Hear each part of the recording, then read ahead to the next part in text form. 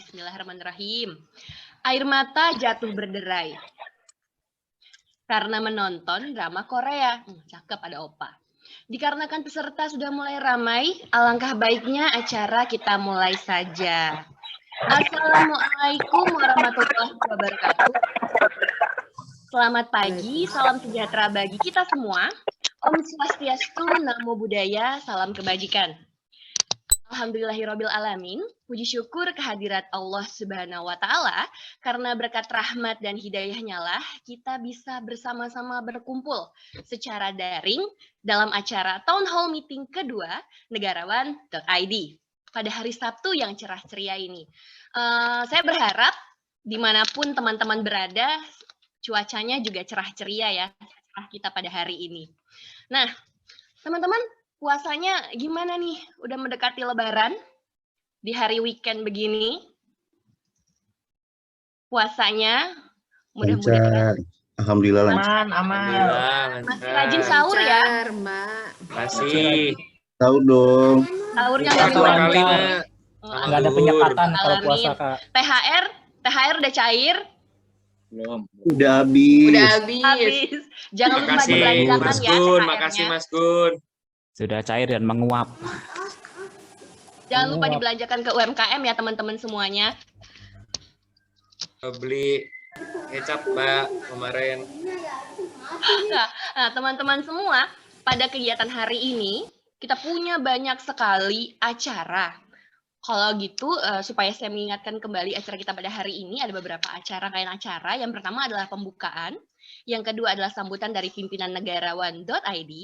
Yang ketiga, ini adalah sharing mengenai LPDP, yakni tips dan trik meraih beasiswa LPDP untuk PNS.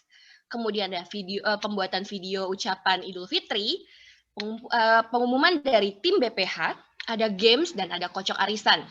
Sedikit highlight pada kegiatan kita hari ini, kita mau bagi-bagi door prize yang banyak banget. Beneran banyak banget nih ya. Ada mini gold, ada buku, kemudian banyak pernak-pernik lainnya yang akan kita bagikan dari tim negarawan.id untuk peserta pada hari ini. Juga ada kocok arisan. Syaratnya gampang, supaya bisa ikut serta dalam pembagian door prize hari ini, kita akan cari teman-teman yang pertama memenangkan games, kedua selalu mengikuti acara dari awal sampai akhir, kalau bisa on cam ya, dan juga jangan lupa di-share keseruan hari ini di Instagram story masing-masing dengan nge-tag negarawan.id. Jangan lupa di-follow. Nah, supaya nggak lama-lama, kita langsung aja acara pertama kita, yakni sambutan dari pimpinan negarawan.id yang akan disampaikan oleh Mas Arya Dwari Rahmani. Udah siap banget, Mas? Mas masih mute? Oke, silahkan Mas Arya sambutannya. Oke.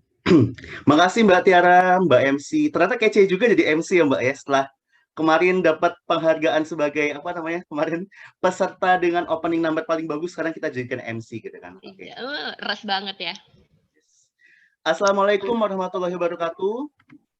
Waalaikumsalam warahmatullahi wabarakatuh. Selamat pagi, salam sejahtera untuk kita semua. Om Swastiastu, Namo Buddhaya, salam kebajikan. Terima kasih banyak buat teman-teman alumni ASN Academy, teman-teman komunitas negarawan yang telah meluangkan lagi nih waktunya pada hari ini dalam acara Town Hall Meeting kedua kita. Memang kita di pengurus ya, memang berkomitmen sih semoga acara seperti ini, kegiatan-kegiatan seperti ini bisa semakin mengompakkan kita di internal, semakin meningkatkan solidaritas kita di internal, dan semoga kita juga makin dekat nih ya Mbak Tiara ya dan teman-teman semuanya, jadi saling tahu nih dan saling kenal juga. Dan inilah harapan kita kan dengan berdirinya komunitas ini, kita di internal bisa semakin kompak dan tentunya bisa memberikan dampak yang lebih besar di masyarakat luas nantinya. Dan selain juga mau mengucapkan terima kasih kepada teman-teman yang hadir, aku juga mau mengucapkan terima kasih banyak nih buat panitia yang telah menyediakan waktunya untuk menghandle acara hari ini, juga buat teman-teman yang telah bersedia gitu kan untuk menjadi donatur hadiah hari ini. Nah, ini sebenarnya kayak sengaja sih di BPH di pengurus. Kita bawa ke grup besar aja nih untuk hadiah. Jadi hadiah dari kita untuk kita lah ibaratnya gitu loh di acara hari ini gitu. Dan ternyata setelah Bang Hasan membuka kerannya gitu ya di grup besar, wah banyak banget nih yang mau nyumbang hadiah nih Mbak Tiara. Jadi aku makasih banget buat teman-teman yang sudah mau menyumbangkan barang-barangnya atau sedikit untuk hadiah menyemarakkan games, quiz, dan pengundian hadiah hari ini. Semoga ini bisa berlanjut di town hall meeting selanjutnya.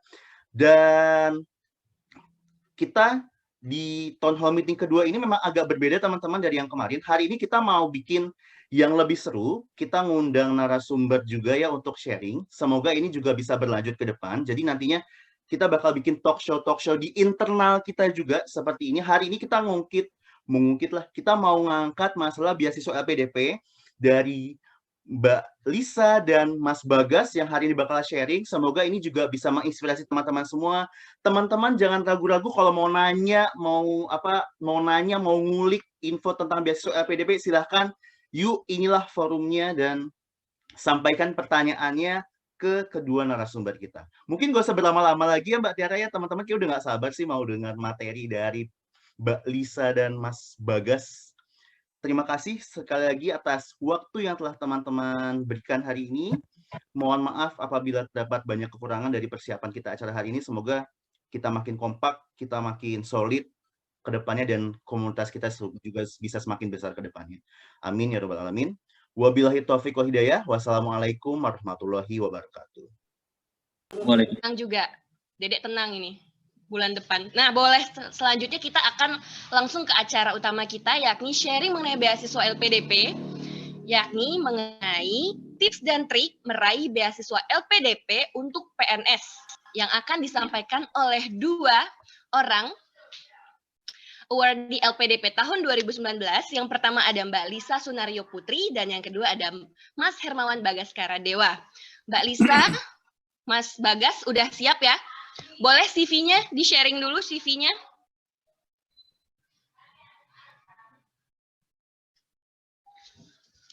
Oke, CV dari Mbak Lisa ya. Nama lengkap beliau adalah Lisa Sunario Putri, biasa dipanggil Lisa. Jabatan saat ini yakni adalah menjadi penyuluh narkoba ahli pertama, seksi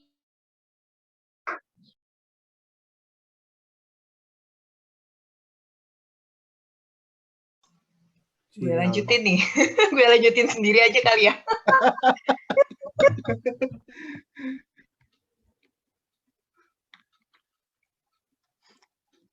Sebenarnya mungkin ada masalah sedikit dengan internetnya Mbak. Bagian dari Badan Narkotika Nasional Provinsi DI Yogyakarta sebagai penyuluh narkoba. Luar biasa sekali ya Mbak Lisa. Nah, untuk pendidikan ada diklat prajabatan BNN, pelatihan asesmen rehabilitasi, pelatihan pembuatan iklan layanan masyarakat, alcohol, drugs and addiction di University of Amsterdam, global perception of mental health di Vrije University Amsterdam, dan digital and scholarship artificial intelligence Kominfo. Selanjutnya ada narasumber kedua kita, Mas Bagas, mungkin bisa di-share.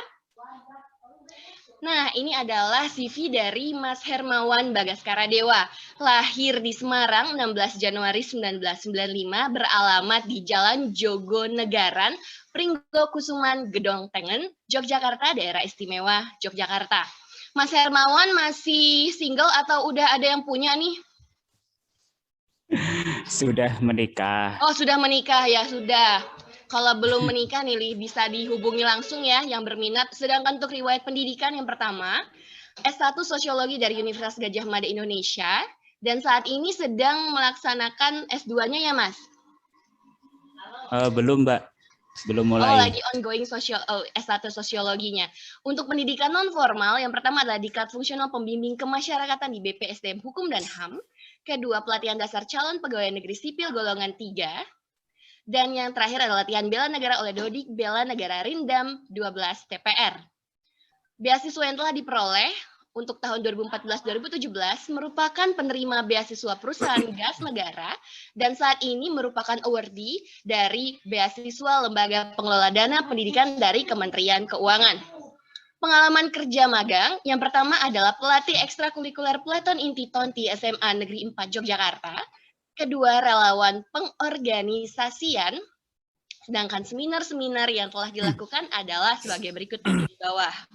Luar biasa sekali dua narasumber kita pada hari ini. Nah, tanpa berlama-lama, langsung kita panggil saja kedua narasumber kita. Yang pertama ada Mbak Lisa yang bersiap. Udah siap nih Mbak Lisa? Gincunya udah merah lipennya ya, luar biasa. Allahu Akbar sekali Mbak Lisa. Silakan Mbak Lisa, waktu dan tempat kita persilahkan. Thank you. Makasih ya Mbak Tiara. By the way, ini kayaknya filter Zoom deh. Aku juga nggak ngerti kenapa kok bisa merah banget. Suaraku kedengeran nggak ya, teman-teman? Aman. Clear. Sip. Thank you ya Mbak Tiara. Terus thank you juga teman-teman semua. Aku izin share screen dulu. Jadi aku sama Mas Bagas tuh kita sudah nyiapin ya sedikit lah sebenarnya. Karena kan nggak mau ngomongin tips and trick sebenarnya, tapi kayak lebih ke curhat gitu. Nah, kita udah kayak nyiapin sedikit. Terus aku juga izin off cam, soalnya kayaknya sinyalnya juga agak bermasalah. Apakah sudah terlihat? Aman. Guys, sip. Thank you. Terus aku coba untuk full screen ya.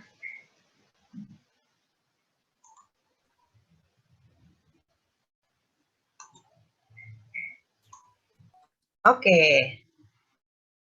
Nah, presentasi kita berdua kita kasih judul sudah lepas pagi gitu karena kan sekarang udah masuk siang. Terus ini cerita LPDP untuk para pembangun negeri. Jadi kita ngelihat teman-teman semua tuh sebenarnya fighter banget gitu untuk ngebangun negeri Indonesia kita. Amin. Nah, teman-teman semuanya, jadi ada saya, Lisa, kemudian Mas Bagas. Tadi CV-nya juga udah disampaikan sama Mbak Tiara. Nanti untuk yang pertama kali akan menyampaikan materi yaitu Mas Bagas. Jadi intinya kita kayak bagi dua gitu. Mas Bagas akan cerita perannya dari mulai prosedur, pendaftaran dan segala macam. Kemudian aku akan share mengenai bagaimana sih seleksinya gitu. Apa sih yang dialami selama proses seleksi itu. Gitu. Mas Bagas sudah siap belum? Siap, Mbak. Siap. Aman. Siap ya. Oke, kalau misalnya sudah siap, langsung aja ya, untuk mempersingkat waktu, aku akan menyampaikan ini ke Mas Bagas. Silakan Mas Bagas. Oke, terima kasih Mbak Lisa. Selamat pagi teman-teman. Salam sejahtera untuk kita semua. Semoga sehat selalu. Langsung saja ya di sini pembagiannya saya sharing sama teman-teman terkait persiapan dan prosedur beasiswa LPDP program Targeted Group khusus ASN ya, ASN TNI Polri pada tahun 2019 kemarin. Oke, next. Next, Mbak. Ya, sebelumnya saya dan Mbak Lisa ini kan sebelumnya disclaimer dulu, kami pendaftar beasiswa dalam negeri. Jadi apa yang kami ceritakan di sini dalam konteks jalur universitas yang dalam negeri, tujuan dalam negeri. Ya, yang pertama terkait persiapan, yang pertama kali saya lakukan adalah memantapkan dan meluruskan niat saya. Dan untuk teman-teman sebenarnya dimantepin dulu dan diluruskan dulu niat teman-teman ini apa sih kalau emang mau daftar kayak gitu loh. Niatnya kalau saya sih ya memang niatnya untuk sekolah lagi, untuk belajar, untuk menuntut ilmu kayak gitu. Dan kalau memang sudah niatnya berawal dari niat yang baik tuh insya Allah kedepannya pasti akan ada jalan. Amin. Dan memang niatan itu yang saya pegang dari awal untuk saya baru mulai melangkah untuk ke tahapan-tahapan selanjutnya. Kemudian yang kedua, lengkapi berkas administrasi dari instansi. Salah satu beberapa hal yang menurut saya penting adalah dan berkaitan dengan instansi kita masing-masing, yaitu surat izin, surat rekomendasi, dan surat usulan. Surat usulan ini ada 3. Ya, sebelumnya saya kan dari UPT ya, dari UPT, jadi memang administrasi yang saya penuhi itu cukup banyak karena harus usulan harus dari kantor wilayah dan kantor wilayah meneruskan ke sekjen dan nanti sekjen yang meneruskan ke pihak LPDP-nya. Nah, untuk berkas administrasi apa saja bisa dilihat di buku panduan yang ada di link yang sudah pernah di-share itu, link websitenya LPDP. Kemudian kenapa saya di sini menyebut surat izin, rekomendasi, dan usulan? Mungkin sedikit cerita ya. Jadi memang yang pertama kali terkait surat berkas administrasi tersebut itu adalah surat rekomendasi. Surat rekomendasi itu berasal dari atasan langsung atau pimpinan di kantor atau kepala UPT kalau saya. Kemudian selanjutnya surat izin minimal di pejabat setingkat eselon 2, yaitu di kantor wilayah, di instansi saya ya, kantor wilayah yang membidangi SDM, yaitu kalau di instansi saya ya Kadif Administrasi.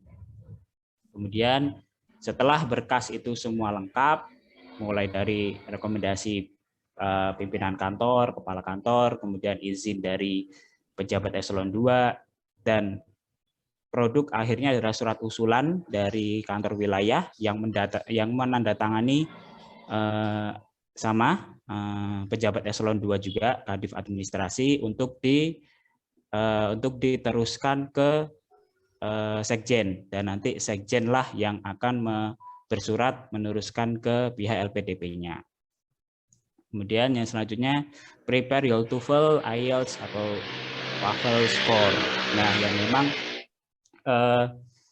ini sangat penting ya menurut saya, dan ya beasiswa LPDP kan memang bukan kaleng-kaleng ya, maksudnya memang dia menyeleksi atau memilih yang benar-benar berkualitas seperti itu, termasuk nilai-nilai TOEFL, kemampuan bahasa Inggris seperti itu. Dan ya kalau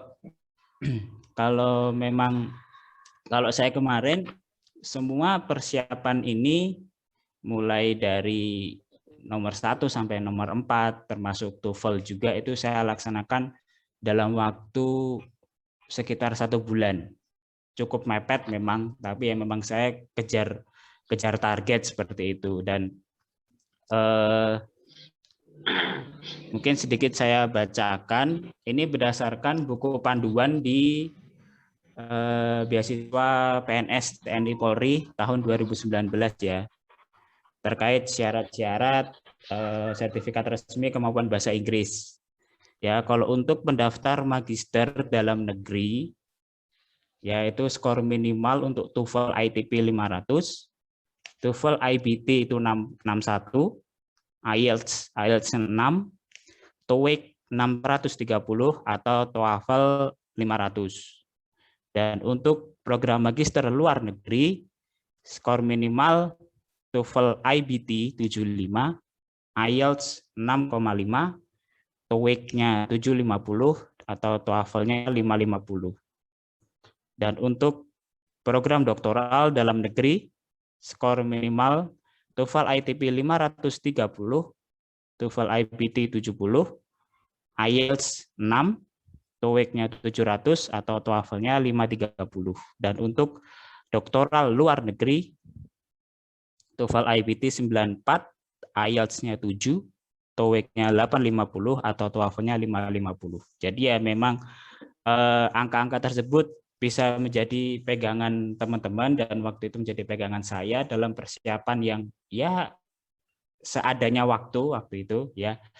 Dan memang menjadi pegangan kita semua untuk mempersiapkan diri mulai dari sekarang. Kalau saran saya sih ya lebih panjang waktu persiapan akan jauh lebih baik seperti itu. Manfaatkan waktu yang ada, karena itu tadi ketika memang niatnya sudah baik dari awal, insya Allah kedepannya akan dimudahkan seperti itu. Dan yang terakhir, persiapan yang penting juga menurut saya itu proposal studi dan rencana studi ya. Berdasarkan buku panduan juga ya, saya kasih gambaran sedikit. Proposal studi itu meliputi justifikasi rasional pemilihan bidang studi, perguruan tinggi, area disiplin keilmuan, dan relevansinya terhadap kebutuhan instansi asal maupun pembangunan nasional. Jadi kalau poin saya di sini menurut saya ketika memang kita ini ASN, kita sudah jelas kontribusi kita nanti untuk negeri itu kan sudah jelas ya di bidang kita masing-masing. Nah, di proposal studi ini kita menjelaskan apa sih relevansinya prodi yang kita pilih terhadap pekerjaan kita atau kontribusi kita nantinya selesai melaksanakan studi. Ya, kira-kira seperti itu. Apa sih relevansinya, kerjaanmu tuh ngapain, terus kenapa harus kuliah lagi, ya apa relevansinya, seperti itu. Dan rencana studi itu meliputi rencana perkuliahan dan SKS per semester yang akan ditempuh hingga selesai studi. Kalau saya kemarin ya mengambil kurikulum dari kampus tujuan dan deskripsikan topik apa yang akan saudara tulis dalam tesis. Ya, sedikit cerita juga mengenai rencana topik tesisnya kalau memang pendaftar magister. Karena kalau pendaftar doktoral, kalau nggak salah langsung melampirkan proposal penelitiannya.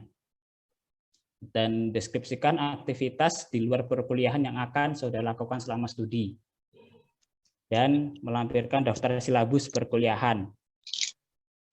Nah, itu bisa, kalau saya kemarin saya akses dari website kampus tujuan. Ini persiapan semua ini saya lakukan dalam waktu 1 bulan. Kira-kira kurang lebih. Oke, lanjut Mbak. Nah, ini syarat administrasi lainnya bisa lengkapnya bisa dibaca di buku panduan nantinya ya. Usia maksimal 37 tahun bagi magister dan 42 tahun bagi doktoral. IPK minimal sekian, tidak sedang atau telah menempuh studi magister ataupun doktoral. Surat keterangan sehat, bebas narkoba, bebas TBC bagi pendaftar di luar negeri. Maksimal berlaku, masa berlakunya 6 bulan, dan memilih prodi atau perguruan tinggi tujuan sesuai dengan ketentuan LPDP. Jadi nanti LPDP akan ada daftar prodi dan perguruan tinggi tujuannya. Dan wajib menyelesaikan studi maksimal untuk magister 2 tahun dan maksimal 48 bulan atau 4 tahun bagi doktoral. Apabila melebihi, wajib lapor ke LPDP dan bersedia untuk mengikuti ketentuan-ketentuan selanjutnya dari LPDP. Begitu. Lanjut, Pak. Nah, ini mungkin saya sedikit, ya ini agak panjang nih, karena memang prosedur mengurus perizinan yang saya lakukan itu cukup panjang. Saya berkali-kali bolak-balik dari UPT ke Kanwil, UPT ke Kanwil, seperti itu. Saya berangkat dari komunikasi awal ketika saya sudah memegang surat tawaran beasiswa dari Sekjen instansi saya waktu itu. Nah, dengan berpegang itu, saya minta izin ke atasan dengan atasan pertama setingkat kasubsi, saya minta izin secara lisan, kemudian ke kepala TU waktu itu karena berkaitan dengan status kepegawaian saya nantinya apabila bisa melanjutkan studi. Dan yang terakhir adalah pimpinan di kantor UPT, kepala UPT saya. Saya izin secara lisan dengan membawa surat itu tadi bahwa memang ada tawaran beasiswa dari Sekjen. Nah, saya minta arahan di situ, arahan akhir dari kepala UPT adalah coba Mas, kamu tanyakan ke kantor wilayah, ke pihak yang terkait. Ya, selanjutnya komunikasi lanjutan saya lakukan dengan atasan ataupun pimpinan di kantor wilayah. Sebelumnya karena Balai Pemasyarakatan itu termasuk dalam divisi pemasyarakatan, saya datang ke kantor wilayah minta petunjuk ke kepala divisi pemasyarakatan dan memang dapat petunjuk untuk langsung ke Kadif administrasi waktu itu, langsung ke Kadif administrasi karena memang nanti surat usulannya pun beliau tanda tangani seperti itu. Dengan membawa surat yang sama tadi, saya minta arahan ke Pak Kadif administrasi kala itu. Sebelumnya saya waktu itu memang muncul pertanyaan di benak saya dan mungkin benak teman-teman saya di waktu itu bahwa saya kan angkatan 2017 dan itu tahun 2019. Pertanyaannya, apakah boleh PNS baru ini lanjut S2 atau daftar beasiswa? Itu pertanyaan yang muncul memang. Nah, sama-sama nggak tahu jawabannya apa, saya cobalah tanya, Pak, mohon izin dengan ada surat ini apakah boleh? Kayak gitu. Dan ternyata setelah dikonsultasikan mendapatkan jawaban, dapat lampu hijau kayak gitu. Alhamdulillah dapat lampu hijau, saya boleh melanjutkan untuk memproses pendaftaran ini, dan saya dilempar lagi untuk bertemu dengan Kasubag Kepegawaian. Kasubag Kepegawaian dengan membawa surat yang sama, karena saya merasa pede ya, karena di instansi saya terutama ataupun di kita lah nih sebagai ASN kan, dengan adanya hitam di atas putih itu kekuatan kita akan besar seperti itu. Nah ini dengan adanya surat tawaran itu saya menjadi pede kayak gitu. Boleh nggak sih kayak gitu. Kalaupun memang nggak boleh ya udah mundur kayak gitu istilahnya. Nah saya datang ke Kasubagwai untuk mohon arahan bahwa saya sudah mendapatkan petunjuk dari Bapak Kadif Administrasi kalau dapat lampu hijau, dan saya oleh Kasubag Kepegawaian diberikan prosedur semuanya apa yang harus dilengkapi, termasuk surat rekomendasi dan surat apa istilahnya, surat pengantar atau surat usulan dari UPT, karena saya berasal dari UPT. Jadi saya nggak mungkin dong saya langsung lompat ke Kanwil tanpa ada surat pengantar dari UPT seperti itu. Dan ya dari situ saya kembali lagi turun ke UPT untuk komunikasi lagi dengan kepala UPT-nya. Nah akhirnya dapat lampu hijau dan saya melengkapi semuanya berkas-berkas administrasi yang sudah disebutkan tadi, tentunya dengan dalam tenggat waktu yang ada. Dan setelah saya lengkapi semuanya, barulah surat pengantar dari UPT itu bisa terbit. Ya, saya dapat arahan demikian, dan akhirnya saya sudah mendapatkan surat pengantar dari UPT untuk selanjutnya ikut prosedur selanjutnya di Kanwil. Jadi saya melampirkan berkas-berkas tersebut termasuk surat pengantar dari UPT untuk saya teruskan ke Kanwil. Nah, sambil saya ke bagian kepegawaian lagi, ini sudah mohon izin masih ada satu surat itu tadi, surat izin atasan, di mana surat tersebut ditandatangani oleh beliau Kadif Administrasi karena pejabat setingkat eselon 2 seperti itu. Dan saya menghadap ke beliau, sudah beres semuanya, sudah lengkap, dan saya berikan surat tersebut, mohon tanda tangannya, dan beliau bersedia untuk tanda tangan di situ. Dan alhamdulillahnya surat izin atasan sudah selesai, dan saya mendapatkan surat usulan dan surat izin dari Kanwil. Nah, surat usulan dari Kanwil tersebut dikirim ke Sekjen untuk proses penerbitan surat usulan dari Sekjen ke LPDP. Seperti itu. Saya waktu itu kalau boleh cerita,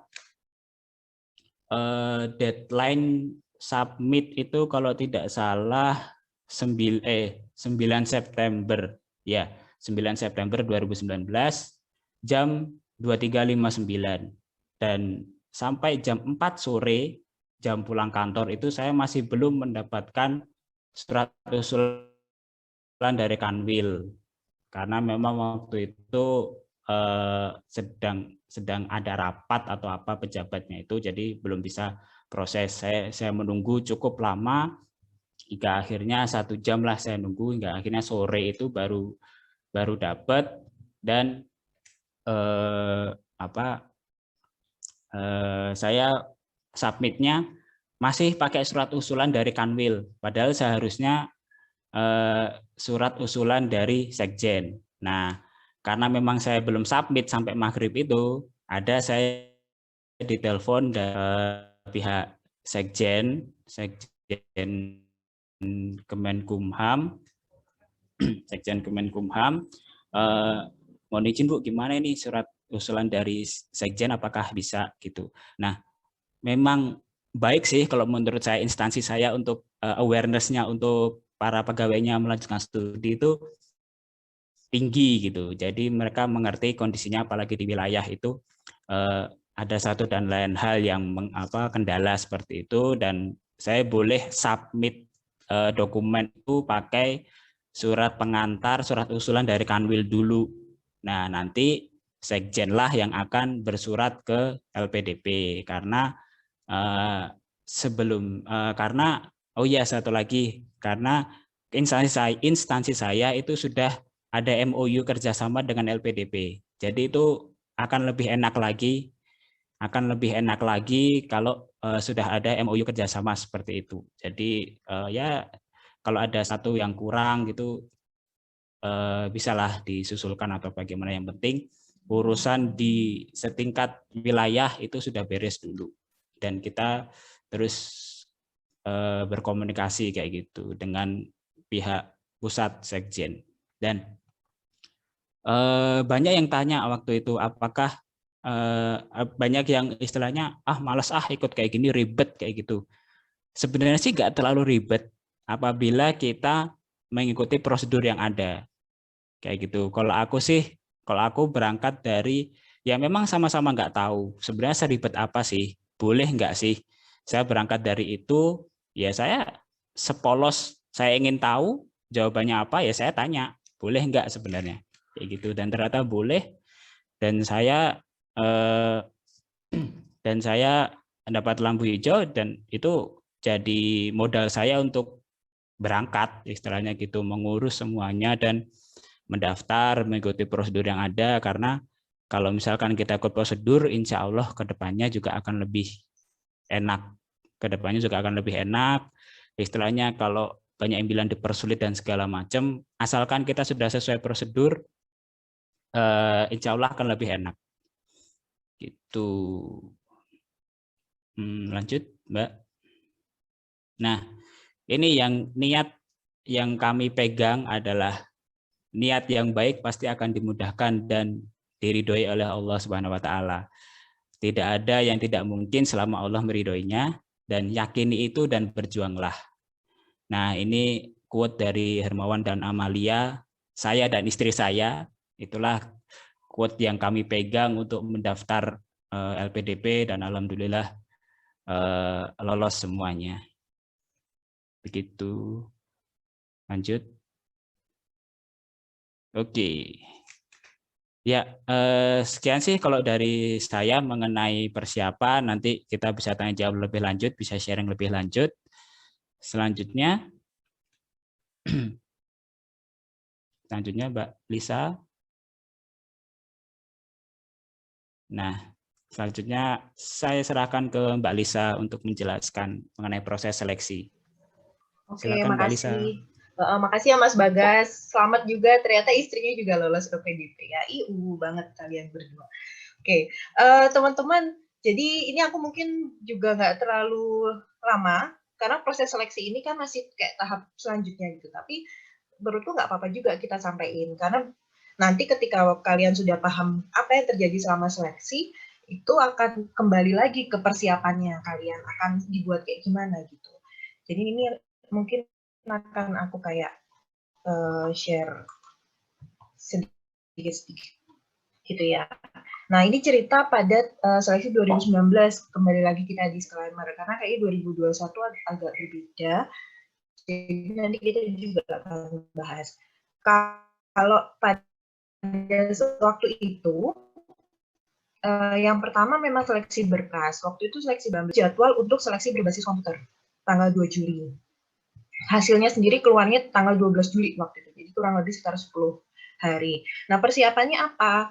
Waktu itu memang aku nggak ikut les segala macam, jadi lebih kayak belajar mandiri aja gitu, pakai buku TPA Bappenas, karena kan katanya TPA Bappenas itu yang paling cukup berat gitu ya, jadi ya udah belajarnya pakai buku itu setiap hari, ngerjain soal-soalnya.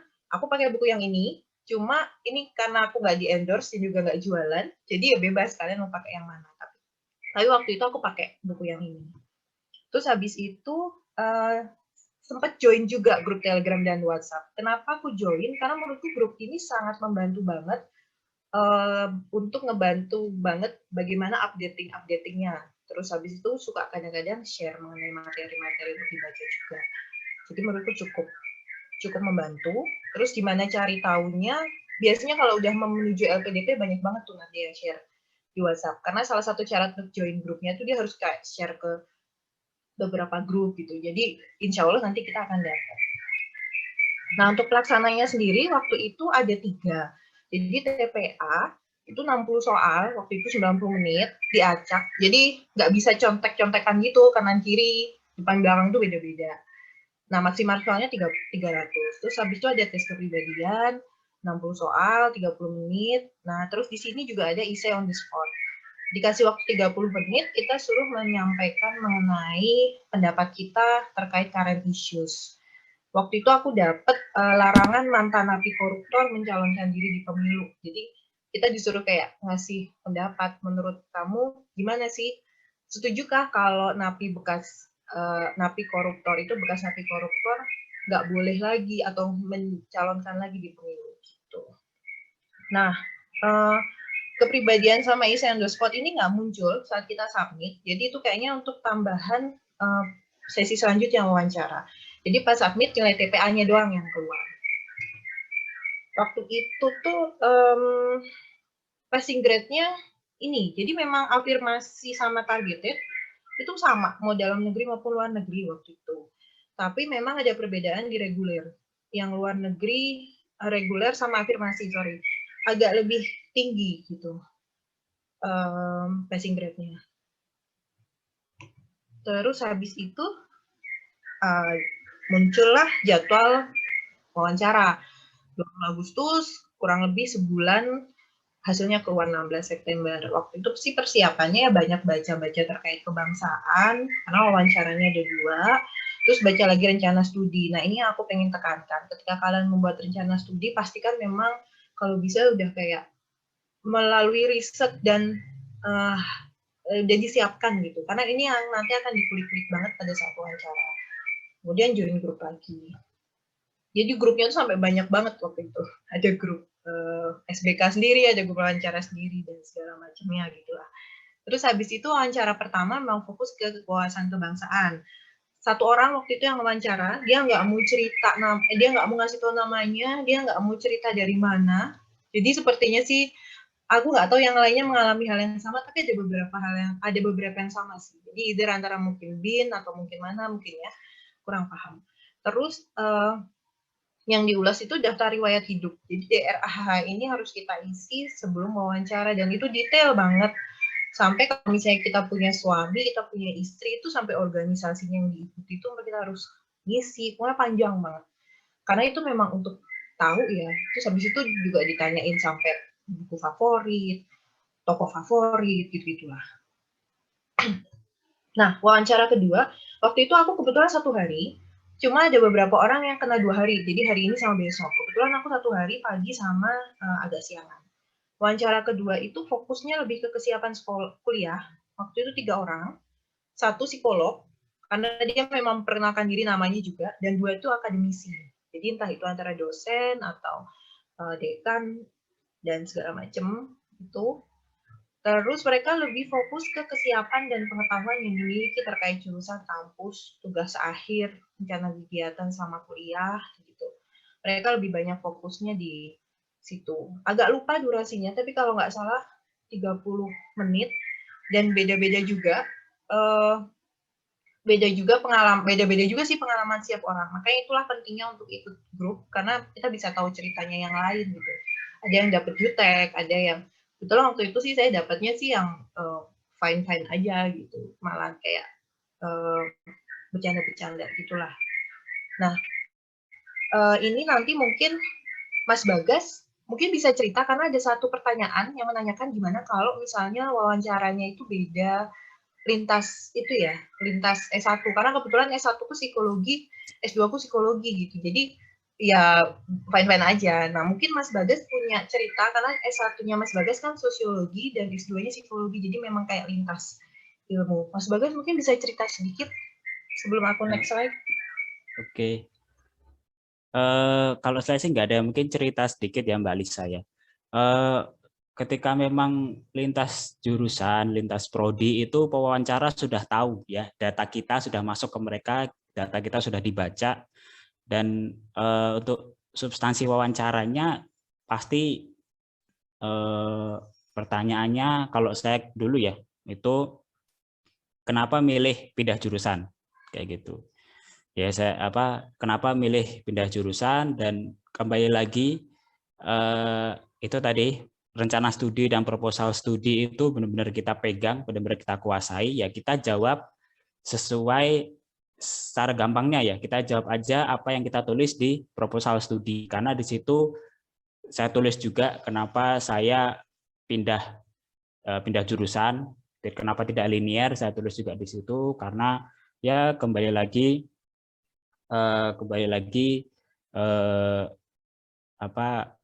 kebutuhan instansi bisa juga, karena memang kebetulan instansi saya juga pekerjaan saya juga berkaitan dengan psikologi, dan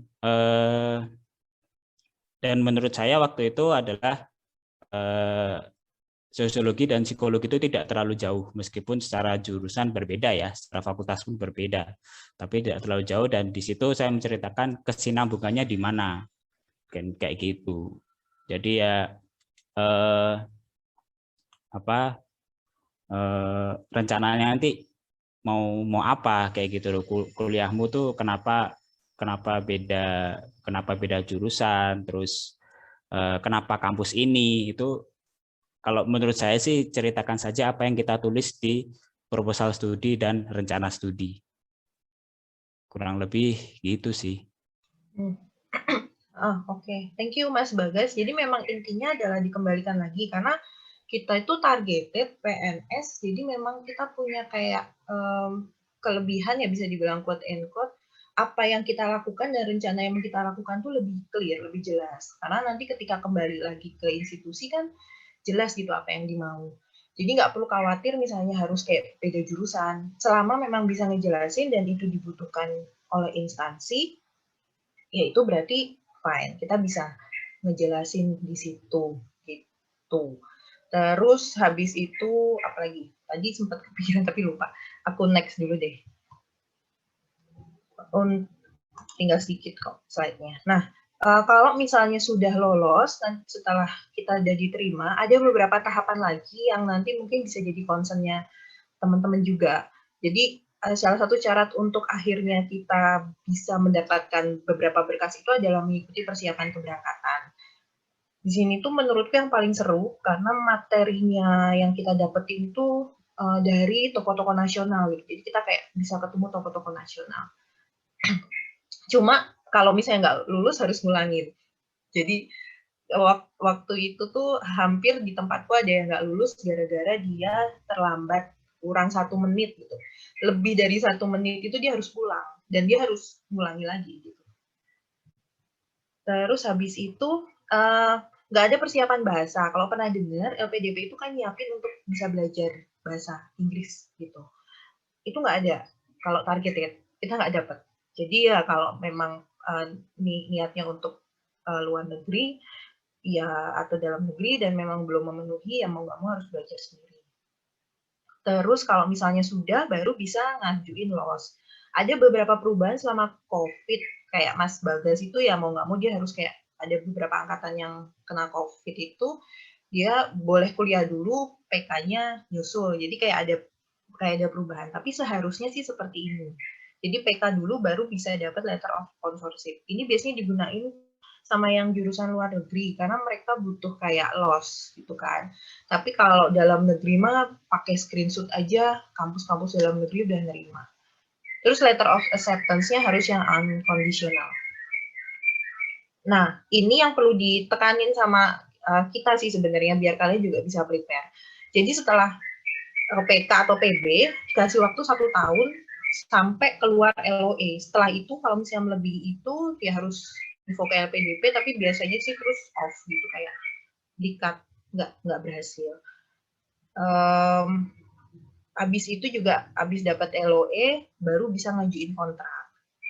Nah, habis kontraknya muncul, baru dapatlah letter of guarantee. Jadi kalau ini udah dapet LOG tuh kita udah bisa tenang karena 99% kita udah jadi awardee.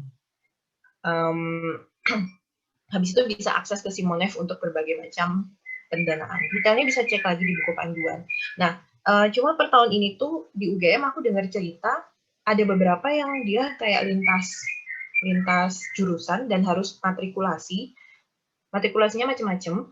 Kalau dia nggak lulus matrikulasi, dia juga gagal LPDP. Jadi kayak masih ada satu tantangan lagi buat kalian yang lintas jurusan sebenarnya.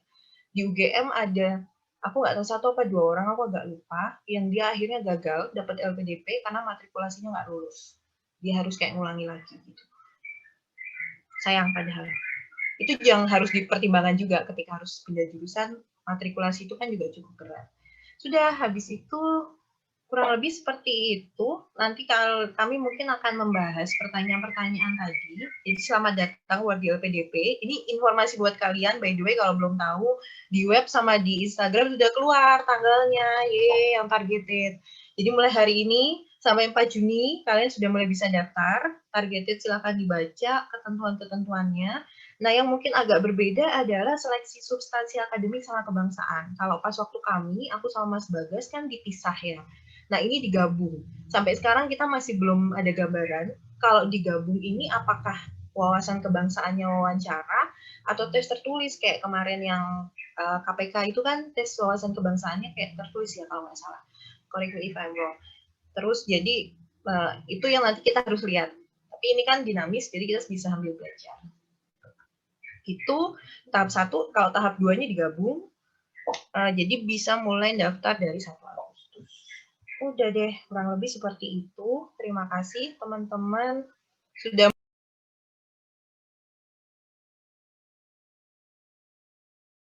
Terima kasih sudah mendengarkan curhatan kita.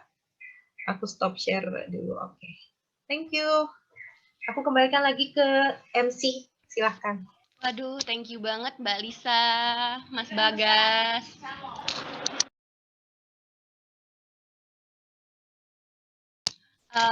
Jadi teman-teman udah banyak banget materi yang disampaikan oleh kedua narasumber kita pada hari ini.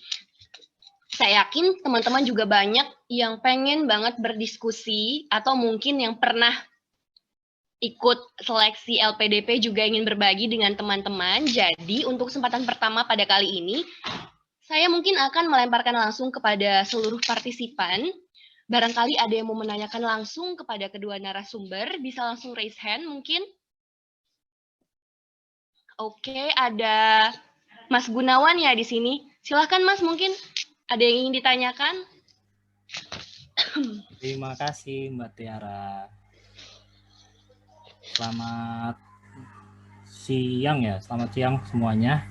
Mas Bagas, Mbak Lisa, selamat atas pencapaian mendapatkan beasiswa LPDP-nya. Semoga dilancarkan studinya. Amin. Dan doakan juga saya menyusul di UGM tahun ini. Amin. Lagi proses nunggu pengumuman dari Bappenas ini. Amin. Jadi kalau buat teman-teman PNS memang kesempatan itu banyak banget ya, nggak cuma LPDP. Nah untuk Mas Bagas dan Mbak Lisa sendiri, alasan memilih LPDP itu apa sih gitu? Alasan utamanya gitu memilih LPDP dan alasan lain-lainnya. Terima kasih, itu aja. Ini buat pemantik terima kasih Mas aja. Gunawan, mungkin. Iya, nanti Ya. pasti teman-teman banyak yang mau tanya. Mbak Lisa. Oh, oke. Aku dulu kali ya. Jadi kalau aku sih ceritanya cukup panjang karena pencarian beasiswaku itu dimulai dari tahun 2018 sebenarnya. Terus waktu itu pengennya bukan dalam negeri tapi luar negeri. Jadi saat itu aku nggak hanya daftar LPDP. Jadi kalau dibilang kenapa milih LPDP ya karena dapatnya itu sebenarnya.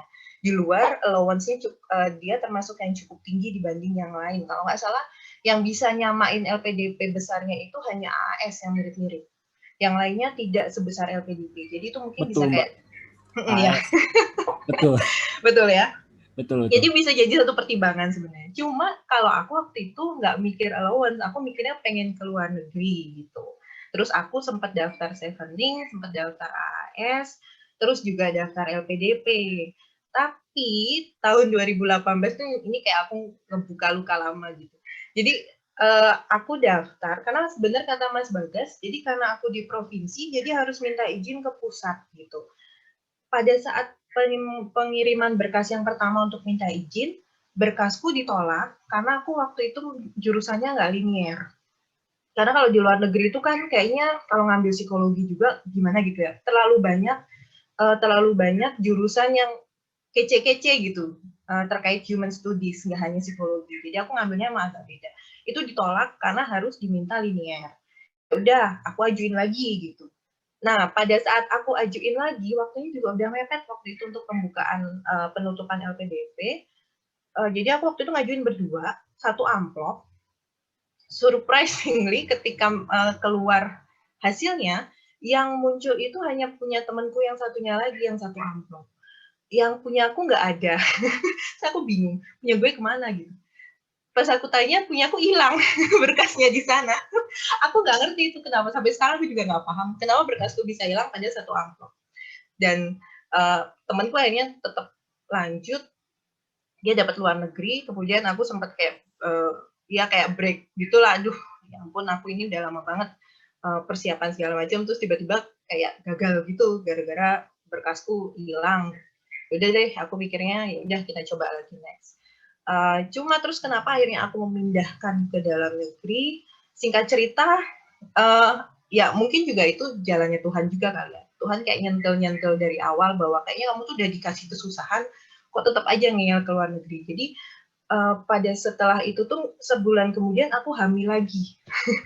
jadi nggak tahu tiba-tiba hamil aja gitu. Padahal pakai pengaman, by the way ini udah pada gede semua kan. Paham lah ya. Padahal udah pada pengaman, terus hamil lagi gitu. Dan itu yang harus aku pikirkan karena otomatis double cost. Kalau aku keluar negeri, padahal kalau keluar negeri paling cuma setahun 2 tahun. Ya udah, akhirnya aku memutuskan ya udah deh daripada ribet banget, pilih dalam negeri aja. Tapi aku maunya tetap di Jogja dan itulah kenapa akhirnya aku daftar LPDP. Satu karena biayanya yang dananya yang cukup oke, dan satu lagi karena itu bisa mengcover untuk dalam negeri. Itu kurang lebih sih persiapanku, ceritaku. Jadi kalau ditanya gimana nanti, aku sebenarnya masih pengen keluar negeri. Mungkin S3 atau nggak tahu kapan, doain aja. Kurang lebih kayak gitu sih ceritaku, Mas Gun. Jadi selain banyak juga ceritanya gitulah. Aku harus melewati patah hati yang cukup panjang. Iya, pasti banyak cerita ya Mbak ya. Kalau saya kelupaan tadi ngomong-ngomong soal luar negeri, saya penasaran Mbak Lisa ini tadi di Amsterdam itu dalam rangka short course atau kuliah juga ya? Ya, aku short course. Jadi itu tuh sebenarnya juga bukan tawaran dari institusi. Jadi memang kayak aku nyari sendiri. Karena menurutku kalau aku mau kuliah di luar negeri, aku harus punya persiapan kan. Selain bahasa, aku harus kayak cari channel gitu. Dan kebetulan ada kayak short course-nya gitu. Jadi aku bisa kayak cari link entah profesor, entah siapa yang kira-kira nanti bisa aku gunakan gitu. Ya betul. Kalau boleh sharing sih, kalau berdasarkan pengalaman senior-senior di kantor, memang kita punya channel ke profesor atau senior yang sudah pernah kuliah di luar negeri itu penting, karena kita bisa dihubungkan dengan profesor-profesor di sana dan lebih gampang lah dapat sponsorship untuk LOA-nya gitu. Benar, bantu banget. Beberapa teman saya kayak gitu tuh, nggak lulus seleksi beasiswa tapi tetap dapat beasiswanya karena dapat sponsorship dari profesornya berdasarkan rekomendasi dari senior gitu. Jadi ya itulah jalannya masih banyak lah. Yes, itu kurang lebih. Ya. Ternyata Mbak Lisa pernah ini ya, apa namanya, kebobolan ya ceritanya. Iya, Mbak. Itu yang saya alami tahun ini. Kebetulan saya mau lanjut S3, sudah ikut dari kantor sampai tahap wawancara. Ternyata waktu udah dapet sampai wawancara, hamil berapa minggu. Jadi ya sudah langsung mengundurkan diri karena rata-rata beasiswa ini nggak mensyaratkan pesertanya dalam kondisi hamil ataupun memiliki anak selama masa studi. Ini juga sih sebenarnya jadi PR. Tapi kalau di LPDP enggak ya Mbak ya? Oh, enggak kok. Tapi kalau luar negeri memang kalau bisa sih jangan pada saat hamil. Tapi kalau hamil Iya. di luar negeri kemudian lahir Boleh. anaknya, malah boleh. Teman-temanku banyak yang kayak gitu. Kalau yang saya tahu, kalau untuk Maxti itu tidak memperbolehkan calon wardinya untuk dalam kondisi hamil dan juga hamil atau melahirkan selama proses pembelajaran. Tapi untuk AAS, dia tidak ada klausul mengenai itu. Jadi kalau misalnya mau daftar AAS, sedang hamil ataupun melahirkan dan lain sebagainya, justru malah didukung oleh mereka. Sampai ke childcare juga dibayarin itu. Begitu. Mungkin Jepang kan, Jepang. iya, Maxti. Jepang Maxti tuh tidak. memang udah nggak boleh bawa keluarga, Nggak boleh hamil, sudahlah. merepotkan Jepang. Mungkin ada teman-teman lain lagi yang mau berdiskusi dan bertanya sebelum kita lanjut ke pertanyaan yang sudah ada di grup dan di chat.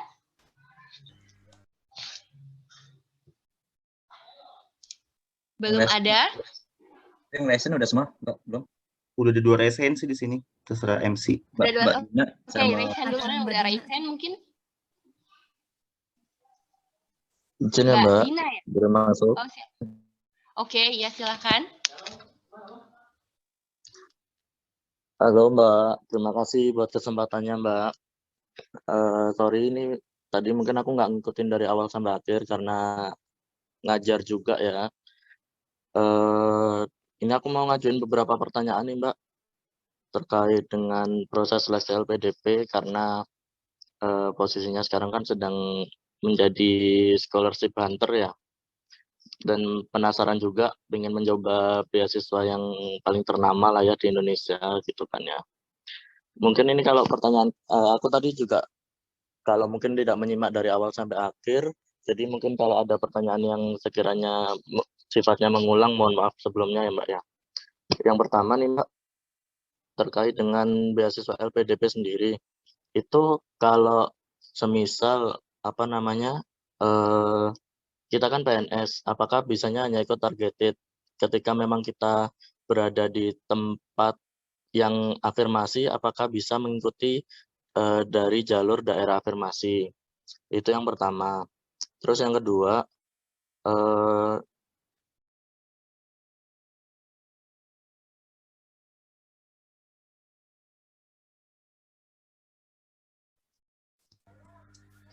Kok ke-mute, Mas? ke-mute ya? Halo? Ya, lah. Masuk. Oh ya, Tadi ke-mute. oke. Terus yang tadi ke-mute sampai nomor berapa ya Mas ya? Pertanyaan baru pertama ya Mas ya masuk? Baru mulai nomor 2, terus ke-mute. Oh ya, oke. Terima kasih Mas Bagas. Oke, terus yang kedua, terkait dengan LOA sendiri, itu seberapa penting sih kita memperoleh LOA sebelum kita mendaftarkan ke beasiswa? Atau memang kita harus memperoleh LOA dulu baru bisa mendaftarkan beasiswa untuk LPDP ini? Terus yang ketiga, ini terkait dengan persyaratan surat rekomendasi ya, Mas Bagas dan Mbak Lisa ini kan sebagai ASN pasti perlu surat rekomendasi. Menurut Mas Bagas dan Mbak Lisa sendiri itu surat rekomendasi yang lebih berpengaruh itu dari atasan secara langsung atau dari pejabat yang memiliki wewenang lah istilahnya kayak mungkin eselon 1 atau eselon 2 gitu, lebih berpengaruh yang mana. Terus yang keempat posisinya untuk seleksi TOEFL dan TPA Bappenas TPA sendiri itu kalau misalnya kita sudah memiliki sertifikat baik TOEFL, IELTS ataupun TPA Bappenas itu apakah kita tetap mengikuti seleksi tesnya lagi atau kayak bisa menggunakan nilai dari sertifikat kita itu gitu. Sama mungkin saran aja buat panitia ya, ini bisa diadakan juga mungkin pelatihan penulisan esai ataupun proposal untuk pengajuan beasiswa gitu sih. Oke, itu aja. Terima kasih buat kesempatannya. Assalamualaikum warahmatullahi wabarakatuh. Maaf Mas, boleh disebutkan dulu nama lengkapnya dan dari mana? Oh iya, sorry Mbak.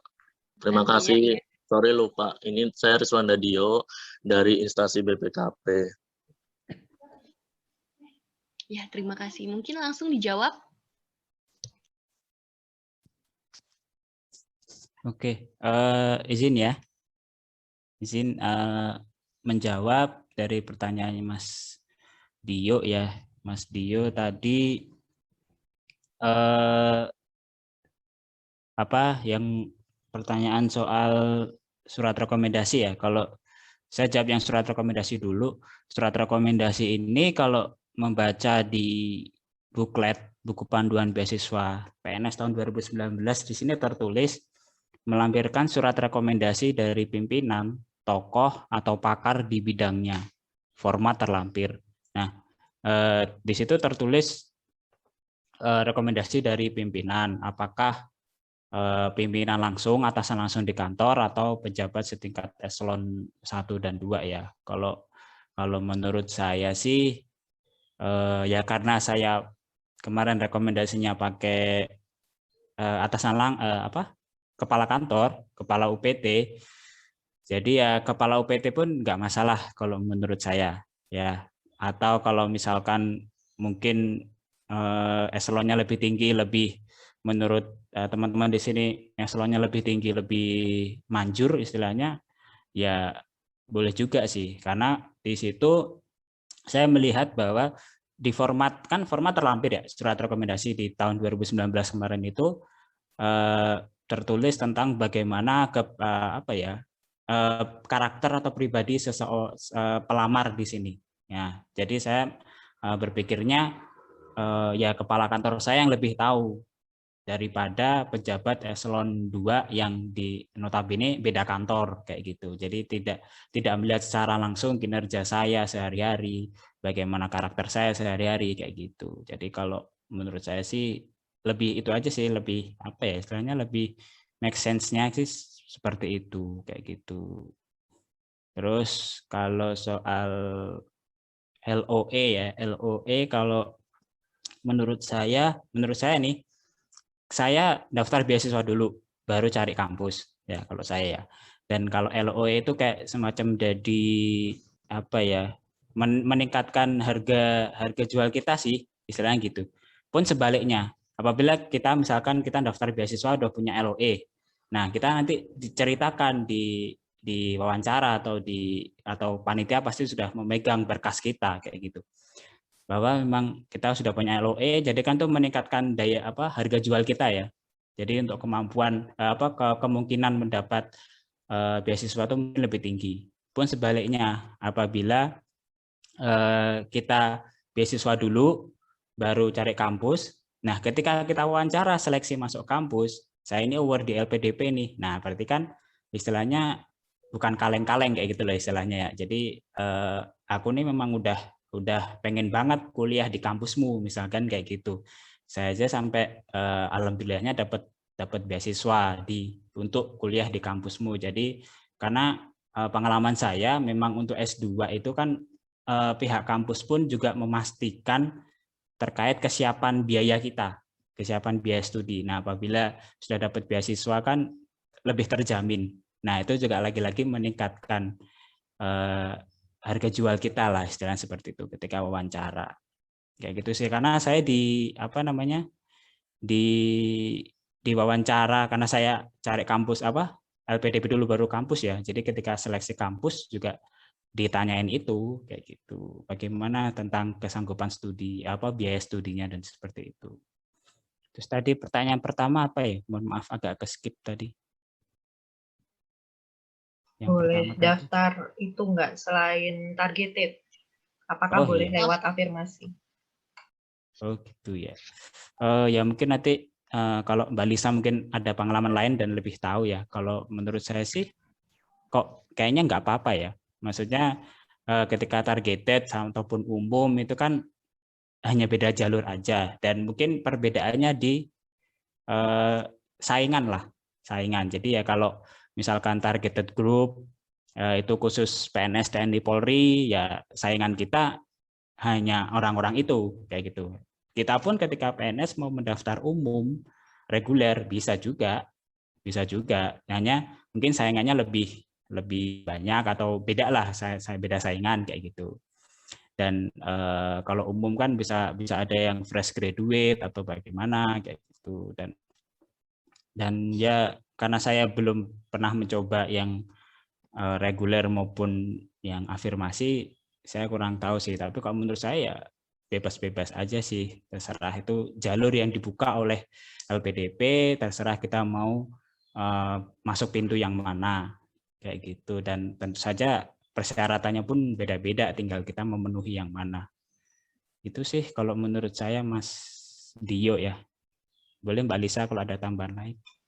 Oh iya, nambahin sedikit. Mungkin approval dari kantor itu bisa jadi pertimbangan, Mas. Karena kalau misalnya targeted, otomatis kita akan dapat approval-nya dari awal. Jadi surat dari kantor itu kita sudah dapat dari awal sebagai garansi kalau kita lolos, ya nanti tubelnya bakal keluar.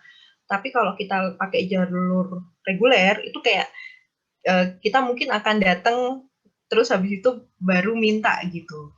Aku nggak tahu, kalau di kantorku mungkin akan agak dipersulit gitu kalau misalnya kondisinya kayak gitu ya. Cuma beda instansi, mungkin beda kebijakan. Terus kalau afirmasi, kebetulan satu PK ku ada dosen di Universitas Negeri setauku, tapi dia pilih afirmasi 3T. Dan fine-fine aja sih. Maksudnya, jadi tidak menutup kemungkinan, boleh-boleh aja, tapi mungkin dipertimbangkan mengenai nanti apakah pada saat keluar tubel itu bakal bermasalah apa enggak, dimudahin atau enggak gitu. Jadi dari LPDP sendiri nggak membatasi setauku. Gitu. Tuh ya. Terus aku juga LOE-nya, aku juga beasiswa dulu baru LOE. Saya mikirnya nggak punya duit waktu itu. Udah beasiswa dulu aja. LOE-nya nanti kita pikirin. Gitu. Ada yang belum nggak ya? Aku agak lupa. Kayaknya 4 pertanyaan ya. Itu Mbak, iya. Yang terakhir Mbak, yang mungkin terkait dengan tesnya Mbak. Tadi yang kalau misal TPA sama hasil tes yang sudah dimiliki. TPA atau TOEFL-nya iya. kita sudah punya sertifikat, apakah perlu tes lagi atau bisa dengan menggunakan hasil kita itu? Gitu.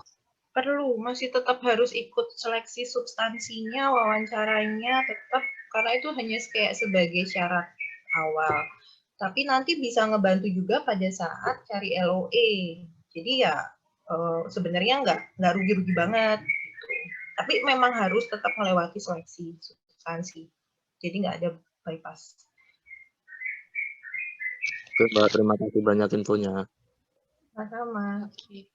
Terima kasih Mas Dio atas pertanyaannya dan juga Mas Bagas dan Mbak Lisa. Jadi kalau misalnya kita mau daftar beasiswa ini, yang terpenting sepertinya adalah melihat juga ya, kira-kira saingan kita seperti apa, peluang kita bagaimana. Jadi main di strategi juga. Oke, lanjut ke pertanyaan untuk raise hand yang terakhir. Ada Mbak Dina Mulati. Silahkan Mbak Dina. Assalamualaikum warahmatullahi wabarakatuh. Selamat siang teman-teman. Warahmatullahi wabarakatuh. Terima kasih Mbak Tiara atas kesempatannya. Saya ingin menanyakan satu saja Mbak. Kebetulan saya kan guru yang sudah dapat sertifikasi. Nah, apabila ini nanti rezeki saya dan saya masuk mendapatkan beasiswa LPDP, yang ini saya tanyakan, sertifikasi saya itu nanti hilang apa tidak ya Mbak? Terima kasih. Sekian, wassalamualaikum warahmatullahi wabarakatuh. Silakan, mungkin ada yang mau jawab, Mbak Lisa, Mas Bagas. Ada yang bisa bantu jawab? Sebentar. Aku pastiin dulu sertifikasinya apa sih, Mbak? Sertifikasi itu kayak itu loh, Mbak, honor yang dibayar ya, karena udah lulus sertifikat seleksi sertifikasi guru. Biasanya itu ada dosen, ya. Oh iya. Kalau aku kan JFT kebetulan, aku jabatan fungsional. Selama kuliah ini JFT ku dicabut, jadi aku jadi pengadministrasi umum. Otomatis kan berarti uang JFT ku nggak dapat gitu. Jadi itu ketentuan dari instansi. Aku nggak tahu apakah ini menjawab. Soalnya kalau di JFT itu kan kita harus kayak buat laporan untuk SKP segala macam gitu ya, untuk poin-poin. Sedangkan kalau selama kuliah otomatis kita nggak bisa ngelakuin itu. Makanya daripada kita susah, akhirnya dari instansiku dicabut. Jadi dijadiin biasa. Itu menjawab nggak ya Mbak? Sama nggak ya? Kalau nggak mungkin Mas Bagas bisa bantu. Kayaknya berbeda-beda ya di tiap instansi. Kalau di tempatku di Kementan kita kan JFK ya khusus. Kita diturunin grade-nya. Biasanya kalau kita kan Tukin ya. Tukin yang tadinya grade 8 karena jadi petugas belajar statusnya diubah kan. Yang tadinya fungsional apa jadi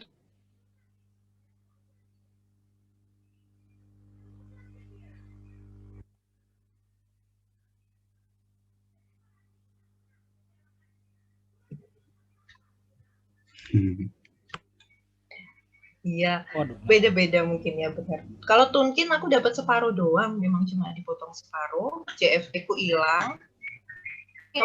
Wah, LPDP gede. Kalau nggak salah sih memang untuk jabatan fungsional, pejabat fungsional itu kembali ke fungsional umum kalau mendapatkan tugas belajar. Itu akan diturunkan termasuk berkaitan dengan grading dan tukin. Nah, kalau guru sertifikasi itu kan itu perlu ini dulu, sertifikasi itu memang hampir sama lah seperti tukin bagi JFU biasa ya, sama atau JFT yang lain gitu. Itu bisa jadi berkurang setengahnya atau tergantung dia memerlukan kehadiran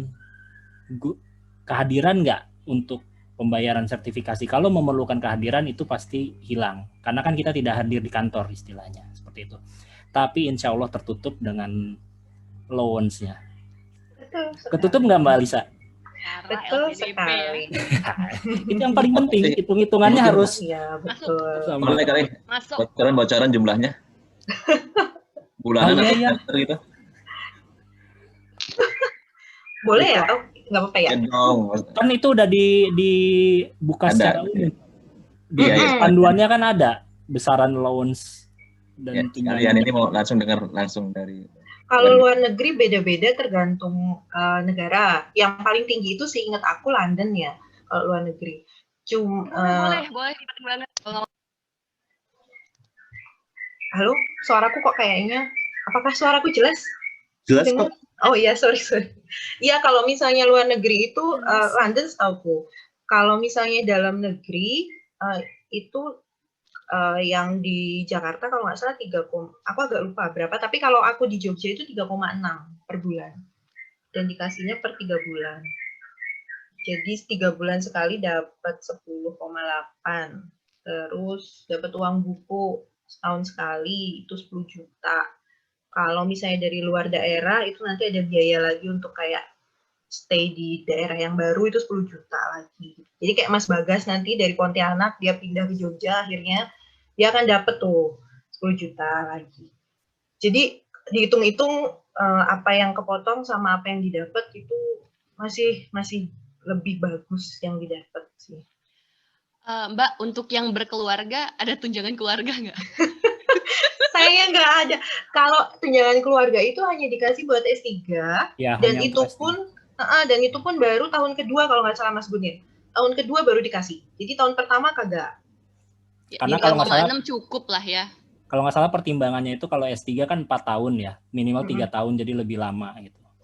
Tapi dalam negeri juga ya Mas? Iya, dalam negeri juga ya. Dalam negeri juga. Waduh, semangat nih. Jadi itu hampir semua program beasiswa termasuk kalau saya di Kementerian Keuangan itu kebijakannya sama. Jadi tunjangan keluarga AAS, bahkan AAS juga tunjangan keluarga hanya untuk yang S3 saja. Jadi hampir semua program beasiswa itu sama. Hanya S3 yang dapat tunjangan keluarga. Kalau itu sih kalau nggak salah ya kayak gitu. Dulu sempat ada tapi terus tahun berapa di-cut udah nggak ada lagi.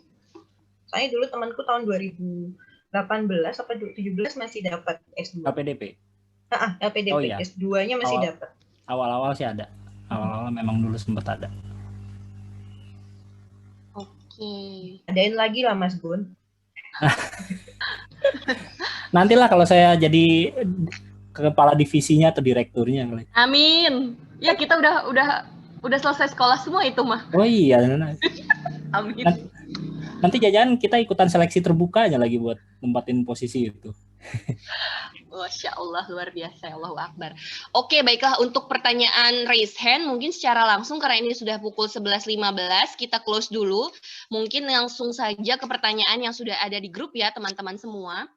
Saya akan membacakan pertanyaan pertama. Tadi ada, mungkin tidak semuanya akan dijawab, karena kayaknya di chat sendiri sudah cukup banyak ya diskusinya luar biasa sekali di chat. Nah, untuk yang pertanyaan pertama dari Kak Kesa, Kak, kira-kira kapan LPDP untuk PNS itu dibuka? Kemudian peluangnya seperti apa? Sepertinya pertanyaan ini sudah dijawab. Dan yang ini, yang kedua pertanyaan masih dari Kak Kesa, kalau jurusan S1 tidak linear dengan tusi pekerjaan, sebaiknya ambil jurusan apa ya Kak untuk lanjut sekolahnya? Nah, untuk Kak Kesa sendiri, beliau ini S1-nya teknik, tapi tusinya di Roren. Gimana mungkin? Langsung lanjut lagi pertanyaan yang kedua dari Kak Sylvia. Kira-kira kapan sebaiknya mulai persiapan sebelum apply LPDP? Mas Gun sudah tanya tadi, kemudian ada pertanyaan dari Mas Arya. Mas Arya bertanya, gimana sih cara dapetin LOA ke kampus tujuan kita? Adakah tips dan triknya? Kemudian pertanyaan kedua dari Mas Arya juga, kira-kira tips untuk menghipnotis, kiat-kiat menghipnotis para pewawancara atau penilai saat seleksi LPDP gimana ya? Dan ini pertanyaan dari saya sendiri, waktu menulis essay, kira-kira power dari poin yang kita tulis di essay itu di bagian mana? Mungkin itu dulu pertanyaannya sebelum kita ke acara selanjutnya. Silahkan Mas Bagas dan Mbak Lisa. Mas, yang tadi yang dari yang lintas itu mungkin Mas Bagas aja kali ya yang jawab. Karena sepertinya sih lebih itu. Terus yang Mas Arya ya, bagaimana menghipnotis ketika kamu nggak bisa hipnotis gitu? Kalau bisa hipnotis kan gampang ya, tinggal tatap mata saya gitu. Kiat-kiatnya ngapain nih? Harus dandan yang gimana? Mungkin pakai bajunya seperti apa? Atau harus membahas apa? Apa ya? Seingat aku kalau pas waktu wawancara itu karena kebangsaan, jadi aku lebih, cuma ini kembali lagi ke pribadi ya, maksudnya karena aku memang pengen dapat beasiswa, ya aku berusaha untuk menunjukkan bahwa aku bukan orang yang radikal gitu. Oh iya, pernah denger sih itu. Ya, itu penting banget. Tapi ya kembali lagi, kalau memang idealismenya dan ideologinya seperti itu, dan pengen berdebat atau pengen menyampaikan, ya silahkan. Tapi kalau aku waktu itu memutuskan untuk, ya karena menurutku juga ya sudah, jadi aku kembalikan lagi pasti ke Pancasila, Undang-Undang Dasar dan segala macamnya. Mohon maaf Mbak Lisa, mungkin bisa dijelaskan radikalnya itu seperti apa ya? Aku pernah nonton di YouTube juga, mereka ngomongin hal wawancara LPDP ini kita nggak boleh radikal ini dan lain sebagainya, bahkan dipertanyakan sudah menikah belum, sudah bekerja belum dan lain sebagainya. Itu kira-kira gimana tuh? Nah kalau udah menikah, udah bekerja sih ya memang ditanyain, tapi kebetulan pada saat itu aku tidak mendapatkan pertanyaan yang berbahaya, quote unquote berbahaya kayak yang waktu itu sempat rame ya. Jadi fine menurutku. Nah, kalau radikalnya memang ditanyain bagaimana pendapat kita mengenai misalnya PKI, pendapat kita mengenai HTI, misalnya seperti itu. Terus habis itu ditanyain juga buku, misalnya kan kita nulis buku kesukaannya kita, atau misalnya tokoh kesukaannya kita. Gitu. Nah, kalau kita tulisnya tokohnya agak-agak kayak Karl Marx misalnya ya, Marxisme gitu ya, mungkin akan ditanyakan lebih lanjut, misalnya gitu. Jadi langsung eksplisit pewawancaranya langsung nanya. Aku nggak ngerti Mas Bagas apakah mengalami hal yang sama, tapi memang langsung kita dikasih case. Ini menurut kamu gimana nih kondisi kayak gini nih? Terus menurut kamu apa yang harus, oh ya ada satu pertanyaan, menurut kamu bagaimana biar anak muda wawasan kebangsaannya itu bagus gitu. Itu menurutku juga salah satu poin penting kalau kita bisa ngejelasin, kita bisa ngasih ide, itu oke. Itu yang pas wawancara 1. Kalau yang wawancara 2, memang sudah persiapan banget. Jadi aku sudah cari tahu kampusnya, aku punya alasan kenapa milih itu. Hati-hati yang luar negeri, karena temanku ada yang ditanyain, kenapa kamu harus ke situ? Padahal di Indonesia aja ada kampusnya dan bagus. Kalau kamu nggak bisa jawab, itu cukup fatal menurutku. Jadi memang harus ada. Ya? Bener, itu harus dipikirin banget. Terus habis itu aku sempat ada pertanyaan yang aku nggak bisa jawab, karena kan kebetulan tesisnya mau eksperimen. Kok Yondilalahnya yang wawancara aku itu kayak masternya of eksperimen gitu, terus dia tanya, terus mama eksperimennya pakai apa? Witin? between segala macam gitu. Nah, gue kagak ngerti gitu apa ya. Terus ya udah bilang aja, saya memang belum tahu, ini sih saya belum tahu. Ya kalau memang kita nggak bisa, ya jawab aja kita nggak bisa. Tapi yang jelas tunjukin bahwa apa yang kita buat itu memang akan bermanfaat bagi Indonesia gitu. Jangan kita propose sesuatu tapi buat apa, hanya untuk diri kita sendiri, bukan buat Indonesia. Itu sih menurutku sih itu grogi segala macam wajar sih menurutku, karena mereka juga pasti paham, apalagi ada psikolog di situ. Jadi kalau untuk menghipnotis, menurut aku sih mendingan dipersiapin gitu. Jangan sampai kita mengeluarkan jawaban yang memang tidak sinkron atau malahan berantem juga sama pewawancaranya. Hindari blunder lah ya. Kayaknya sih itu ya, karena aku juga kurang paham karena bukan pewawancara. Jadi, tapi kalau aku melihat sih dari cerita-cerita memang kebanyakan memang itu yang diharapkan. Kalau untuk persiapannya, mulai mempersiapkan diri untuk LPDP ini, menurut Mbak Lisa atau Mas Bagas sendiri, idealnya berapa lama sih? Oh, sebulan ya Mas Bagas ya kamu ya? Ya, aku sebulan. Itu kerja Rodi itu. Jadi memang paling aman. Kebetulan kalau di instansiku tuh hanya mengeluarkan surat rekomendasi itu di bulan genap. Aku nggak tahu di sini ada yang BNN juga ya, apakah masih sama atau enggak. Jadi hanya di bulan genap atau ganjil aku lali. Jadi Februari, April gitu. Makanya terus aku tarik aja ke belakang. Waktu itu pendaftarannya April, dari Januari aku udah ngurus surat izin. Jadi sesegera mungkin sih, karena surat rekomendasi ini tuh kayak kunci untuk kita bisa kayak lanjut lebih lancar. Jadi kalau bisa lebih cepat, lebih bagus menurutku itunya, jalurnya. Oke. Mungkin untuk pertanyaannya dari Kak Kesa, Mas Bagas bisa jawab kalau jurusan S1 tidak linear bagaimana? Oke, kalau menurut saya ya,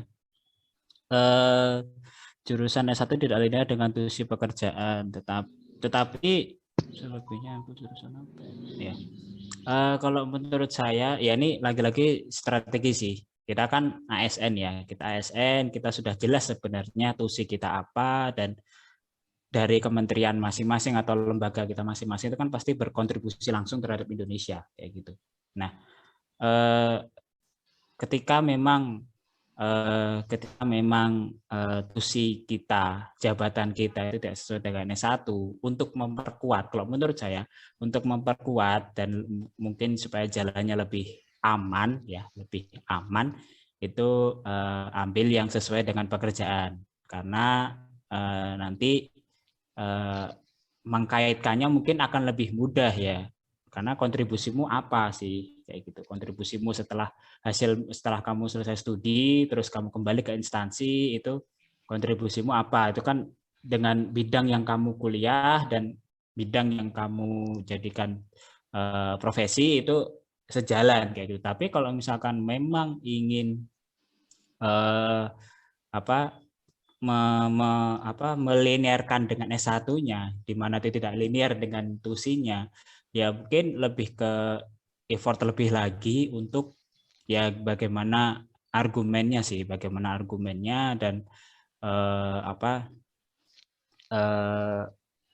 mungkin akan kembali lagi dikaitkan dengan pekerjaan kayak gitu. Jadi kalau memang ternyata, kalau menurut saya, kalau misalkan S1 dengan tusinya itu beda jauh banget, bahkan jauh banget, kayak susah nih ketemu kaitannya kayak gitu. Kalau menurut saya amannya ambil yang sesuai dengan tusi aja, karena mungkin bisa jadi poin plus sih. Kalau kebetulan saya kan sosiologi, psikologi nggak terlalu jauh, dan kebetulan dua-duanya juga sebenarnya dibutuhkan juga dalam pekerjaan saya kayak gitu. Dan kalau misalkan dirasa terlalu jauh nyebrangnya, itu kalau menurut saya baiknya sesuaikan dengan tusi aja sih, karena juga bisa jadi kekuatan kita juga nantinya dalam menulis proposalnya mungkin. Tapi kalau misalkan ketemu argumennya, dapat argumennya, apa kaitannya jurusan S1 dengan pekerjaannya, misalkan dapat dan kamu ingin memperdalam S2-nya, ya monggo, silakan. Mungkin nanti dinamikanya akan berbeda dengan apa yang telah saya rasakan, seperti itu sih. Oke, terima kasih Mas Bagas penjelasannya. Mungkin satu nih yang belum, untuk essay on the spot-nya. Kan ada essay on the spot ya tadi. Kira-kira secara singkat, bagaimana sih supaya essay kita itu, kalau di pengalaman Mbak Lisa dan Mas Bagas sendiri, secara pengalamannya, kira-kira apa yang ngebuat essay kalian itu powerful, jadi bisa lolos ke tahap selanjutnya?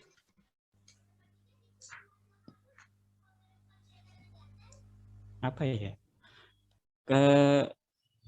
Mungkin kalau menurut saya itu sih kesinambungan ya, lagi-lagi argumen sih yang kita lihat kan namanya essay ya, berarti bagaimana konstruksi argumen kita dan konstruk argumen kita dan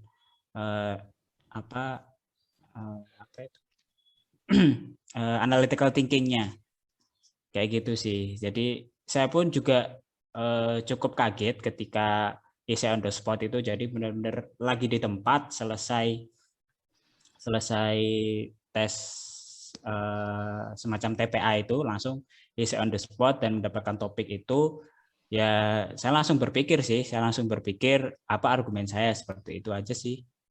Dan yang menurut ya selayaknya kita kuliah dulu S1 membuat essay, bagaimana keterkaitan topik dan argumen kita, terus critical thinking kita, kayak gitu sih. Karena yang menilai kan bukan saya sendiri ya, jadi ada panitia sendiri yang menilai dengan penilaian mereka sendiri, dan kalau nggak salah nilai esai itu tidak muncul sampai akhirnya hanya pengumuman kamu lolos atau tidak, gitu aja. Jadi penilaiannya bagaimana saya juga kurang tahu detailnya sih. Cuma ya yakin aja lah, kalau maksudnya ya kita bikin essay itu kayak gimana sih, kayak gitu, harus semasuk akal, bagaimana argumennya harus bagaimana, gitu kalau dari saya. Jadi ya Mbak Lisa silakan. Oh iya, nambahin aja karena tadi kan aku yang kasih contoh ya. Seingat aku pas waktu aku jawab pertanyaan di essay yang terkait mantan koruptor bisa maju lagi ke pemilu, aku jawabnya, intinya aku kembalikan lagi ke undang-undang yang berlaku. Jadi undang-undangnya kayak gimana, maka kita harus ngikutin ketentuan. Tapi to be fair, untuk menjaga kefairnessan, gimana sih pemerintah itu harus punya suatu mekanisme yang menunjukkan bahwa ini loh rekam jejaknya si para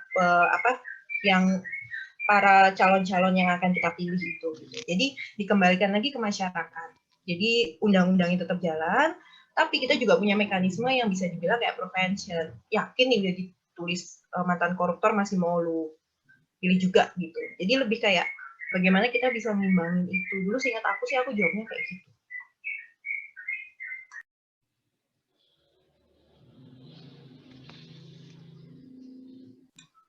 Udah Mbak.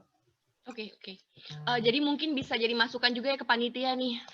Nampaknya kayak LPDP series atau beasiswa series, ngebahasnya itu mungkin dari form pendaftarannya, dari awal ke akhir kan itu membingungkan ya.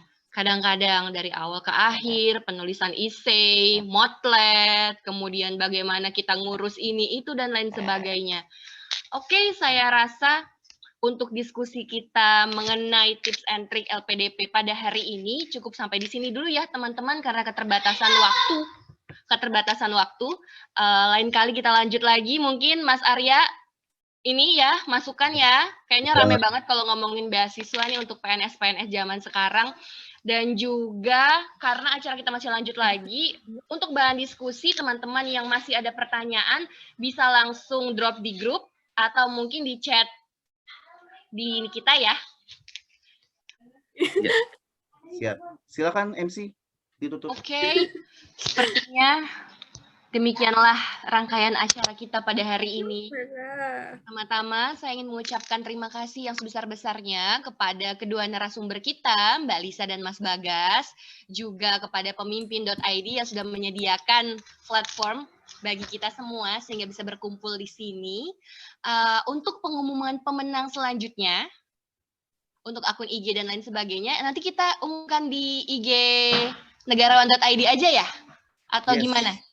Baiklah, untuk pemenang-pemenang lain yang belum kita umumkan pada hari ini akan diumumkan di platform Instagram negarawan.id. Jadi teman-teman jangan lupa di-follow. Yang belum update Instastory-nya silahkan di-share keseruan hari ini di Instastory. Jangan lupa di-tag ya, negarawan.id. Nah, teman-teman semua terima kasih banyak atas waktunya, sudah meluangkan waktu untuk kita saling sharing pengalaman, diskusi, dan seru-seruan bersama. Sekali lagi, kami dari tim negarawan.id ingin memohon maaf apabila terdapat kekurangan dalam pelaksanaan town hall meeting hari ini, dan juga kami ingin menyampaikan mohon maaf lahir dan batin kepada seluruh teman-teman semuanya dan seluruh peserta yang sudah hadir di sini. Selamat berlebaran. Selamat berkumpul kalau bisa berkumpul dengan keluarga, baik secara daring dan luring. Selamat berlebaran semuanya. Mudah-mudahan walaupun dalam situasi pandemi ini tidak mengurangi kehikmatan dari lebaran kita. Alhamdulillahirrahmanirrahim. Demikianlah pertemuan kita pada hari ini. Sampai jumpa di town hall meeting selanjutnya. Mudah-mudahan lebih seru. Kemudian diskusinya juga lebih berbobot dan terisi. Bye-bye semuanya. Assalamualaikum. Selamat siang. Waalaikumsalam. Oh, enggak, Mas, enggak, cuman IG pribadi ya. Semuanya. Oke, makasih.